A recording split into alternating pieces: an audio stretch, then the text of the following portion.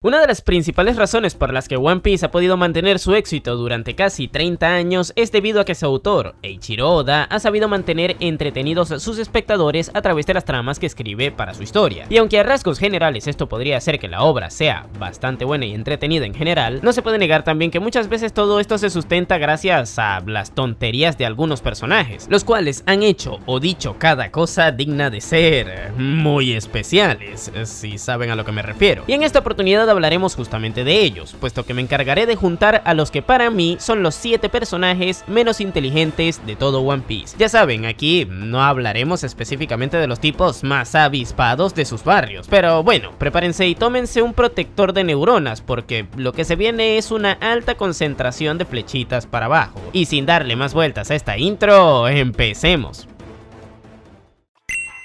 Top 7. Gunfall. Bien, puede que debido a que uno al final termina quedándose con lo último que ve, actualmente pensemos que Gunfall no fue para nada un mal gobernante. Esto porque en las últimas apariciones que vimos que tuvo, reflejó su buen mandato en la forma en la que logró integrar a los Shandianos con los Skypianos, logrando que todos vivieran en paz luego de haber pasado cientos de años en conflicto por las que en su momento fueron sus tierras. Sin embargo, deben tener presente que en su momento ese viejo barbudo no fue del todo inteligente en solucionar ese problema, y es por eso que le traemos a este top. Pero les explicaré lo que ocurrió para que estuvieran molestos entre unos y otros rápidamente, para los que no sepan puedan entender, y para los que sí sepan no se aburran tampoco. Shandora era una isla que estaba ubicada en la Grand Line. Ahí vivían los Shandianos, ya saben, los morenitos, desde prácticamente el siglo vacío. Pero un día parte de esa isla fue mandada al cielo por el mismo chorro de agua que luego usaron los Mugiwara para llegar a Skypiea. Y adivinen a dónde llegó Shandora junto a sus habitantes. Exacto, no fue a la isla Gyojin,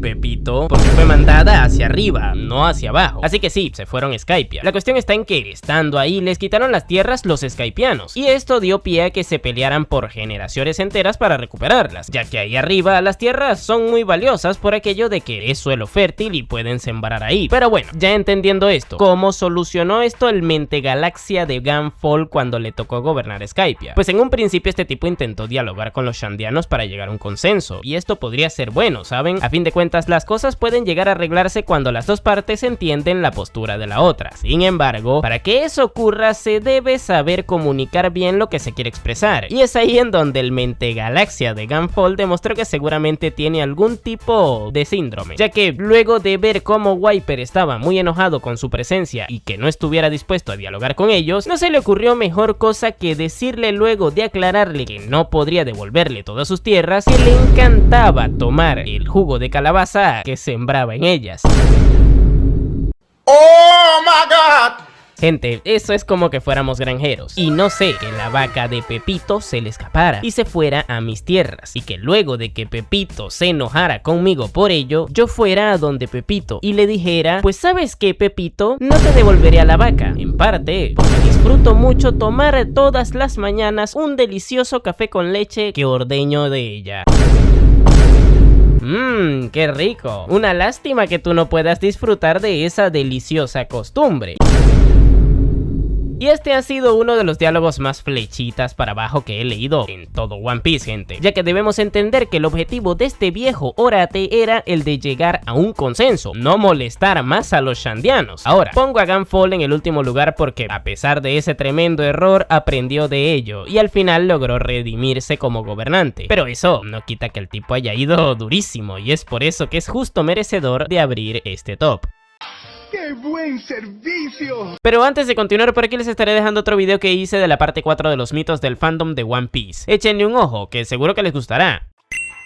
Top 6. Big Mom. Ok, para que no vean que la cosa irá nomás de criticar a cabezas huecas con tilines entre las piernas, ahora hablaremos de una representante del sector femenino dentro de la obra. Y como no podría ser de otra manera, tenemos a Big Mom, la cual tiene un índice de estupidez directamente proporcional a su índice de masa corporal. O bueno, no creo que tampoco sea así, digo, sí, Big Mom no es la más lista del Nuevo Mundo, ni tampoco la de Whole Cake, ni tampoco la de su casa, pero eso no quiere decir que sea tan desproporcionadamente tonta como sí que lo es de, ya saben, de huesos anchos. Pero bueno, a mí el movimiento Body Positive me hizo entender que me tengo que querer tal cual como soy, y que tengo derecho a tener buena autoestima a pesar de cualquier factor físico que pueda llegar a tener en contra. Y seguro que Big Mom también cree crea eso, solo que ella se pasó 3 pueblos con esa cuestión, ya que el problema de esta señora es que llegó a tener el orgullo tan grande como su barriga. ¡El diablo! Sí, aunque no lo crean, fue así, y esto se dejó ver de forma muy clara en Onigashima, ya que ahí esta primero tuvo un enfrentamiento en conjunto contra los supernovas estando ella junto a Kaido, y ahí los miembros de la peor generación casi la pasan por la caja registradora al idear un plan en donde le sacaron de la isla, en donde posteriormente le hicieron caer al mar quitándole a todos sus homies. Y aquí hay que ser pragmáticos, gente. Big Mom estaba liquidada, virtualmente no tenía absolutamente nada que hacer más que caer en el mar, pero la cuestión está en que en un último momento Kaido le salvó golpeando a varios de ellos, permitiendo así que Prometheus, uno de sus homies, pudiera ir a rescatarla. Ya con esto creo que cualquier persona pensante debería asumir que los supernovas efectivamente son tipos considerablemente peligrosos, no porque sean tan poderosos individualmente como un Yonko, sino porque trabajando en conjunto crean estrategias efectivas. Pero bueno, más adelante en el arco Big Mom vuelve a encontrarse a un par de ellos, Law y Kid para ser más específicos, y seguro ustedes estarán pensando que la tipa luchó en su 100% de buenas a primeras para evitar que por cualquier razón vuelvan a hacerle lo mismo que le hicieron en la azotea, ya que ahora no estaba caído para salvarle, pero no, Pedrito, ya que más bien la señora esta se dedicó durante la mayoría de la pelea a subestimarlos y recordarles lo muy por encima que estaba de ellos. Supongo que serían el índice de grasa corporal, pero bueno, en fin. ¿Y saben lo que ocurrió después? Pues me parece que la grasa se le subió al cerebro porque la pelea siguió avanzando y cuando se dio cuenta ya la tenía adentro. Y no me refiero a aquello, me refiero a la espada de Law. Dios mío, esa aclaración fue peor aún. Pero en fin, que para cuando Big Mom quiso ir en serio, ya Kid y Law la tenían totalmente domada con sus despertares y esto acabó haciendo que efectivamente perdiera la pelea. Muchos dirán por guionazo, pero yo sí considero que merecía perder por tanto exceso de aire metido dentro de la cabeza, gente. ¿Quién hubiera pensado que al final sí demostró que lo que le sobraba de grasa le faltaba de inteligencia?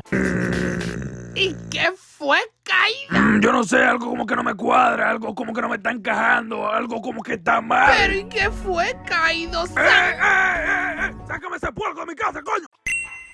Top 5. Oden. Y aquí los diagnósticos de condiciones mentales cada vez irán poniéndose más potente, gente. Porque de base ahora analizaremos el caso de un tipo que consideraba que estaba bien usar un peinado que hiciera parecer que tuviera un plato en la cabeza. Y lo peor de todo esto, Mauricio, sí, hablo a ti, Mauricio, es que Oden la ponía. Y tú, que te vas todas las quincenas al barbero a hacerte cortes facheritos, no. Así que algo pasa ahí. Pero bueno, ese no es problema de Oden. Ahora, creo que ya todos nos sabemos la historia de este tipo. Este fue un carajo que se fue de aventuras con Shirohige, gozaron pasas, luego se pasó a la banda de Roger, encontró el One Piece y regresó con su familia a Wano. Ahora, hasta ahí todo bien. Pues bueno, resulta que ese ahueonao le correspondía liderar el país porque su papá se había enfermado, o creían que había estirado la pata, no me acuerdo bien. Pero el punto es que debía ocupar el puesto de Shogun. Sin embargo, luego se dio cuenta que Orochi, un loco que él ya sabía que no era del todo bueno, se había quedado con el cargo de forma muy sospechosa. Y todo esto teniendo de aliado a un tipo del cual Oden ya tendría que haber sabido que bueno, precisamente no era, por haber pasado unos cuantos años viajando por el mundo como un pirata. Vamos, que difícilmente no haya escuchado hablar de Kaido en aquel entonces. Pues bueno, ¿qué hizo el erudito de Wano con el plato en la cabeza? Seguramente se regresó por donde vino y se iría a buscar apoyo con sus amigos Shirohige y los remanentes de la banda de Roger, ¿verdad? Pues no, porque Orochi le propuso hacer un trato en donde él le entregaría el poder luego de unos años y todo esto mientras él bailaba en calzoncillos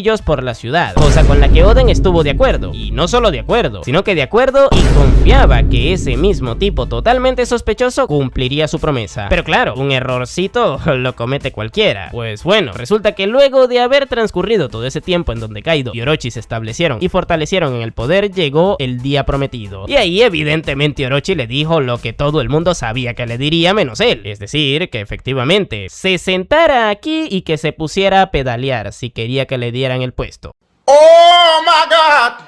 Esto obviamente llenó de odio a Oden al darse cuenta de que él no cumpliría con su trato. Y sé que es lo que estás pensando, Miguel. Evidentemente lo más lógico es pensar que Oden lo habría aceptado y se hubiera ido del país para buscar a sus antiguos amigos Shirohige y a los que le quedaban de la banda de Roger para sacar a Kaido y Orochi del poder de su país. Pero eso tampoco ocurrió, ya que más bien el muy intelectual decidió ir con un grupo élite de espadachines conformados por puros locos a los que sacó de la calle y entrenó durante un par de meses para luchar contra un régimen ya establecido. ¿Y cómo acabó eso? Pues efectivamente, todos sabemos cómo acabó, con Luffy teniendo que liberar Wano 20 años después de ese mismo régimen. Creo que no hay más palabras necesarias para explicar por qué razón el señor con el peinado de plato en la cabeza merece estar en el top, así que pasemos al siguiente puesto. Y eso que tú todavía no sabes, que algunas veces nos sentimos vacíos, sobrepasados, agotados por afrontarnos a tantos retos. Algo de que él habla, pero aunque el sentimiento de desesperación nos abrace, que lo embarace. ¡Papá, mata a ese tigre! Y antes de continuar, por aquí les dejaré otro video que hice de las razones por las que Loki es un personaje extremadamente roto. Viéndolo me apoyan un montón. Top 4. Vegapunk. Sí, sé que suena un tanto contradictorio que dentro de un top de los personajes menos inteligentes de One Piece esté uno de los personajes más inteligentes de One Piece. Sí, lo sé, Pedrito, pero eso tiene una razón de ser. Y es que directamente no puedo poner palabras que describan de forma más certera la carencia de sentido común al momento de vender este video por temas de generar ingresos con el video. Pero bueno, vamos al caso. La razón del por qué está Vegapunk aquí demuestra que por muy inteligente que uno pueda llegar a ser, eso no tiene por qué quitarnos lo idiota. Y es que durante el arco de Egghead este personaje cometió una serie de errores que deja en evidencia que el tipo como mínimo tenía alguna condición severa de ser fan de los autos. Ya saben, que era artista el tipo. Y para darnos cuenta de esto, primero debemos comprender que en el pasado Vegapunk entendió que no era para nada una buena idea que investigaran el siglo vacío. Esto porque tenía de ejemplo lo que le ocurrió a los eruditos de Ohara, entre los cuales estaba su buen amigo Clover. Y tras eso el tipo tuvo dos opciones como científico investigador: elegir irse con Monkey D. Dragon para que al menos tuviera quienes le resguardasen mientras él investigaba el siglo vacío, o no investigar el siglo vacío y hacer experimentos siendo financiado por el gobierno. Cabe destacar que investigar el siglo vacío y estar a la vez del bando del gobierno no era una opción del todo viable, pero al final esa fue la que decidió tomar, no porque lo hiciera de buena manera, sino porque estando en el gobierno el chisme le pudo y al final lo terminó investigando, cosa que no fue del todo inteligente, pero aquí se lo bancamos, no hay tanto problema por eso. El caso está en que para hacerlo se valió de haber creado un sistema en donde hizo a varios satélites dividiendo su conciencia en varias partes que concentraran un aspecto de la misma. Por ejemplo, Shaka era el razonamiento lógico, Lilith era su maldad, York era su avaricia, y cada uno como que cumplía una función dentro de Egghead. No pregunten por qué el maestro Oda decidió representar a las cosas negativas como mujeres. Ahora, la tontería de este señor empezó en el momento en el que a todos ellos les dio el mismo acceso a toda la información, a pesar de que él mismo supiera que tenía pensamientos en su conciencia que para nada eran buenos para su investigación del siglo vacío. Vamos, que no tenía sentido darle acceso a personajes impulsivos como Atlas o Lilith a la información de lo que estaba investigando, ni tampoco a York, que evidentemente desarrollaría pensamientos avariciosos con ello. ¿Y qué acabó ocurriendo? Pues claro, que al final le terminaron descubriendo porque York les acusó con el gobierno. No conforme con eso, luego el mismo viejo verde ese se concentró más en andar haciendo que las mujeres ahí fueran en tanga que en desarrollar un mejor sistema de mando para los serafines, porque claro, que podría salir mal si le doy el control absoluto de los mismos al gobierno mientras estoy investigando el siglo vacío. Sí, ¿verdad? ¿Qué podría salir mal? Pues bueno, no conforme con esto, luego el weón, ya sabiendo que le habían traicionado, en lugar de haber lobotomizado a York y asegurarse de que no dieran más problemas, él prefirió borrar su propia memoria y la del resto de satélites que lo descubrieron para así hacer más creíble su plan. Porque claro, ¿qué problema podría dar York en medio de una investigación estando en contra y teniendo la capacidad de darle órdenes a los serafines, ¿verdad?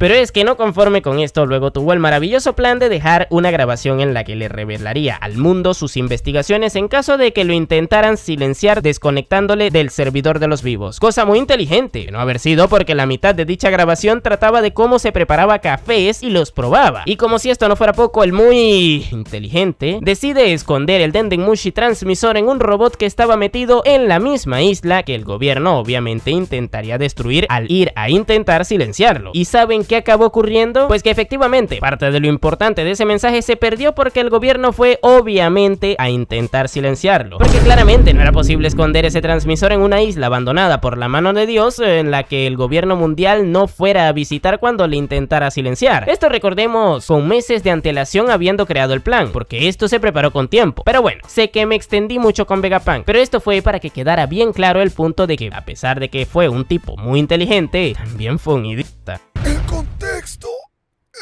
es ¡Que no hay contexto! Viejo, deje su maldito relajo, viejo. Viejo, yo sé que fue un chiste y todo, pero eso no da risa, en verdad, diga la verdad. Todo lo que decía me lo inventé para crear suspenso.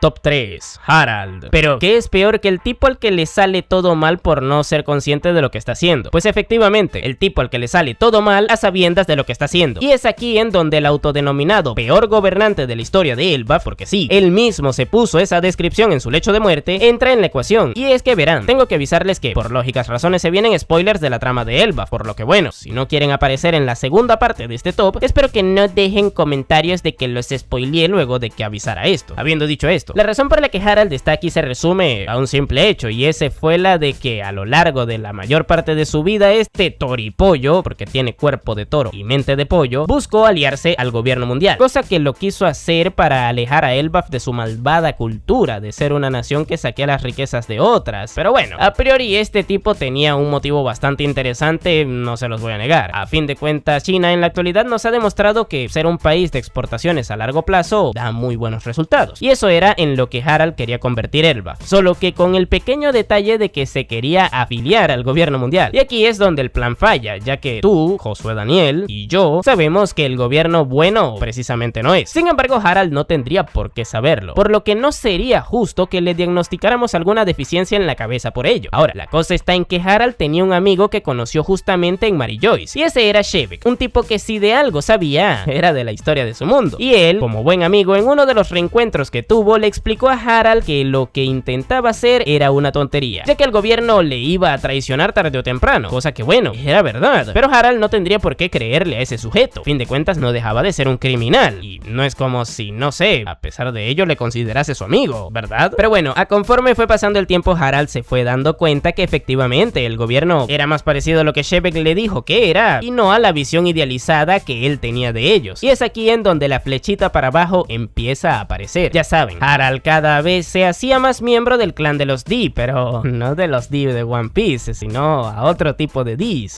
Yo soy Sam. Pero bueno, a pesar de todo esto, Harald seguía creyendo que era una buena idea afiliarse al gobierno, y esto nos lleva al punto de inflexión, en donde el incidente de God Valley estaba por darse. Ahí el gobierno le pidió a Harald que interceptara a Shebek y le liquidara, cosa que intentó, pero antes de ello el propio Shebek le pidió que hablasen, y le contó de cómo el gobierno le había perseguido a él y a su clan desde su nacimiento. Vamos, una cosa súper justa. Y luego le imploró que le ayudase a salvar a su familia de lo que le querían hacer en God Valley. Vamos, una clara demostración de que el gobierno era totalmente malvado. ¿Y saben qué le hizo el señor Harald? Seguro que estarán pensando que como buen amigo que fue le ayudó y dejó de querer formar parte de un gobierno tan corrupto y malvado, ¿verdad? Pues no, porque de haber sido el caso este pelado, porque sí, este huevón se peló la cabeza para demostrar su fidelidad al gobierno previamente, pero bueno, el caso está en que este pelado se peleó con Shebek, ya que él quería seguir buscando formar parte del gobierno. Lo peor del caso es que luego de que Shebek se escapara y le liquidaran en God Valley, el muy hipócrita de Harald se sintió tan triste que fue a Marineford a arrodillársele al gobierno quitándose los cuernos para ver si así le dejaban formar parte de ellos.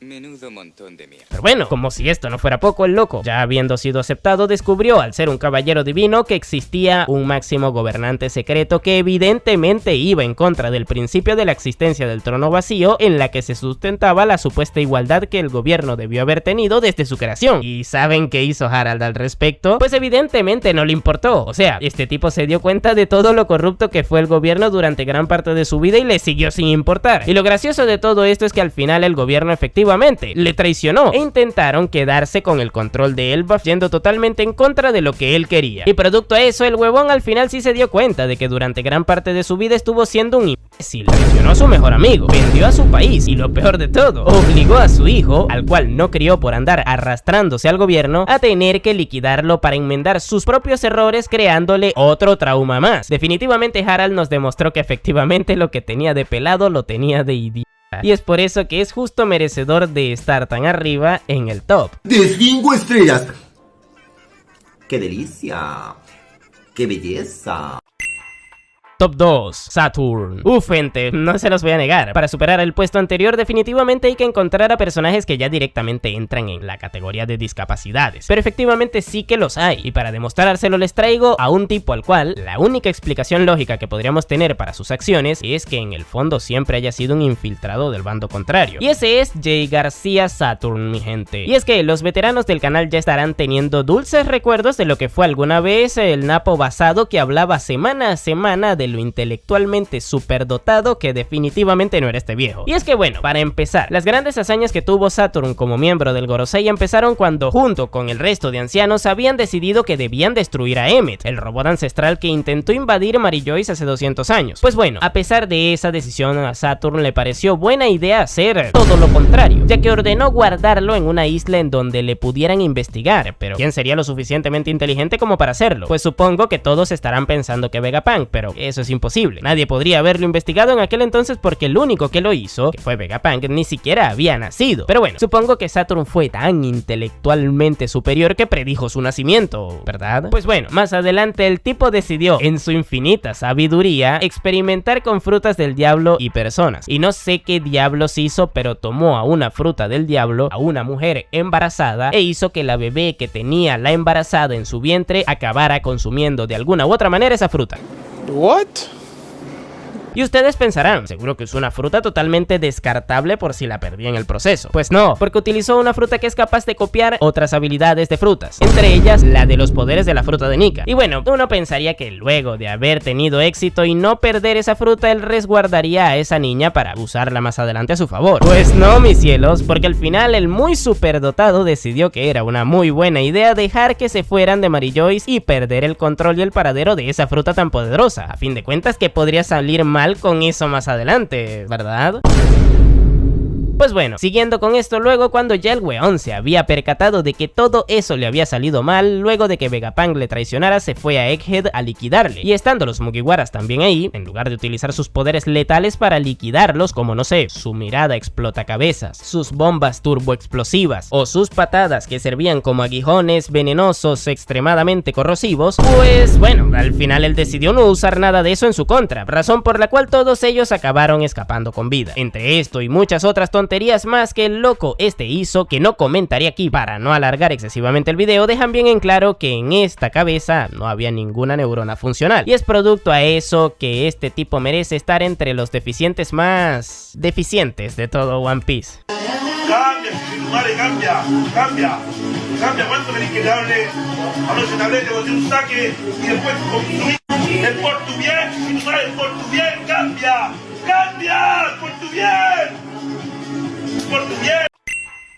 Top 1, Imu. Pero bueno, creo que no es una sorpresa para nadie que el puesto número 1 indiscutiblemente se lo iba a quedar el que según yo es el peor villano de la actualidad de la Shonen Jump, y el que definitivamente compite con ser de los peores de toda la historia. Porque sí, ya este tipo está a niveles madarescos, cosa que a este punto de la historia en donde nos encontramos es mucho que decir. Pero bueno, no me extenderé tanto con Imu porque ya tengo un video hablando específicamente de todas las estupideces más ridículas que el preservativo relleno de petróleo ha hecho hasta ahora en la historia, el cual se los recomiendo mucho. Sin embargo, no desaprovecharé la oportunidad para justamente destacar las últimas que hemos visto que tuvo y que por obvias razones de tiempo no incluí en ese video que subí hace cuánto, más de un mes supongo. Y es que verán, en los últimos capítulos del manga, este loco se dio cuenta que luego de confirmar que Elbaf era un lugar esencialmente peligroso para ellos, al naturalmente ponérseles en su contra, el gobierno mundial no debería buscar ningún tipo de lazos con ellos, ya que al igual que sucedía con los D's, estos eran sus enemigos naturales. En pocas palabras, con Elbaf y con los D el gobierno no deberían estrechar lazos. Ojo, esto lo dijo el propio Imu, conclusión a la que llegó hace más de una década en el pasado, gente. Ahora, ¿saben qué decidió hacer Imu 2 años atrás para acá? Pues efectivamente, por un lado estrechar lazos con un D, el cual acabó traicionándolos. Vaya, ¿quién lo hubiera pensado, verdad? Pues al final sí que era cierto que los D eran enemigos naturales de los dioses. Pero bueno, supongo que este caso le habrá refrescado la memoria a Imu, ¿verdad? Seguramente al saber que con los D no tendría por qué tener ningún nexo, tampoco debería debería buscar a los gigantes nuevamente.